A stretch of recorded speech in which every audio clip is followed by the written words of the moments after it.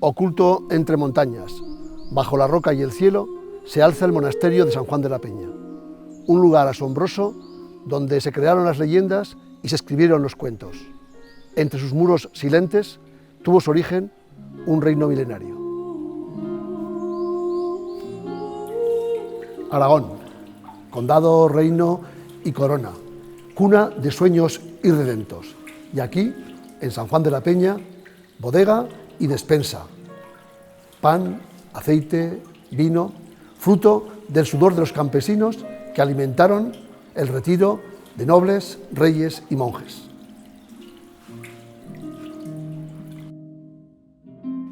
El panteón de los primeros reyes de Aragón, tumbas con huesos fundidos que contienen la memoria y las raíces del viejo reino, sepulcros de Ramiro I, Sancho Ramírez y Pedro I, los soberanos que comenzaron a forjar el destino de Aragón.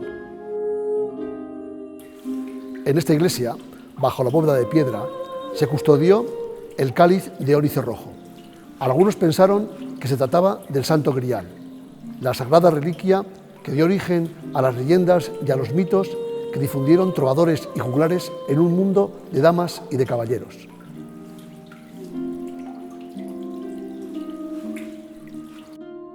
Monasterio de San Juan de la Peña, renovado panteón de reyes que un día imaginaron con alcanzar un sueño. Panteones reales de Aragón, memoria viva, historia para ser vivida.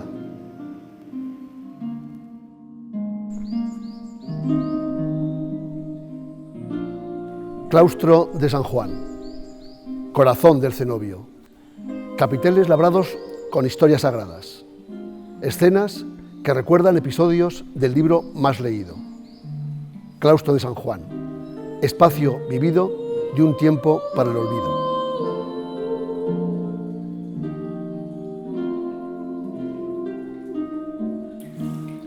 Capilla de San Victorián, un espacio delicado y precioso que parece un universo mínimo. Un lugar donde se rezó a un Dios lejano. Un lugar donde algunos procuraron encontrarse a sí mismos.